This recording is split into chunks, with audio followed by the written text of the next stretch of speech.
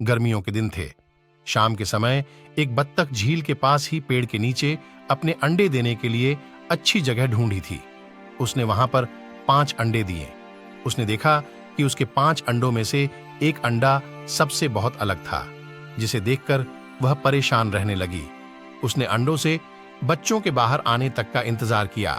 फिर एक सुबह उसके 4 अंडों में से उसके 4 नन्हे बच्चे बाहर आ गए। वो सभी बहुत सुंदर और प्यारे थे, लेकिन उसके 5वें अंडे से अभी तक बच्चा बाहर नहीं आया था। बत्तख ने कहा कि यह 5वें अंडे का बच्चा उसका सबसे सुंदर बच्चा होगा, तभी वह बाहर आने में इतना ज्यादा समय ले रहा है। एक सुबह वह 5वां अंडा भी फूट गया। उसमें से एक बदसूरत बत्तख का बच्चा निकला।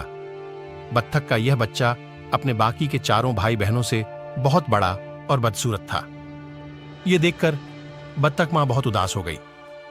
उसे उम्मीद थी कि शायद कुछ दिनों बाद वह बदसूरत बत्तख भी अपने भाई बहनों की तरह सुंदर हो जाएगा। कई दिन बीत जाने के बाद भी वह बत्तख बदसूरत ही रहा। बदसूरत होने की वजह से उसके सारे भाई बहन उसका मजाक भी उड़ाते थे और कोई भी उसके साथ नहीं खेलता था। वह बदसूरत बत्तख का बच्चा बहुत उदास रहने लगा। एक दिन झील में अपनी परछाई देखते हुए वह बदसूरत बत्तख का बच्चा सोचने लगा कि अगर उसने अपने परिवार को छोड़ दिया तो वो सारे बहुत खुश हो जाएंगे। वह किसी दूसरे जंगल में चला जाएगा। यही सोचकर वह किसी घने जंगल में चला गया।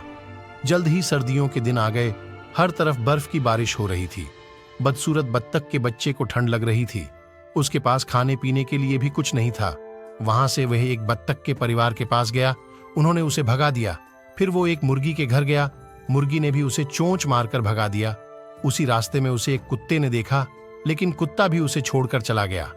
बदसूरत बत्तख उदास मन से सोचने लगा कि वह इतना बदसूरत है कि कुत्ता भी उसे नहीं खाना चाहता है। उदास होकर वह बदसूरत बत्तख का बच्चा फिर से जंगल जाने लगा। रास्ते में उसे एक किसान दिखाई दिया। वह किसान उस बदसूरत बत्तख को अपने घर ले गया। वहां पर उसे एक बिल्ली परेशान करने लगी, तो वह वहां से भी भाग गया और फिर से एक जंगल में रहने लगा। कुछ ही दिनों में बसंत का मौसम आ गया। अब वह बदसूरत बत्तख भी काफी बड़ा हो गया था।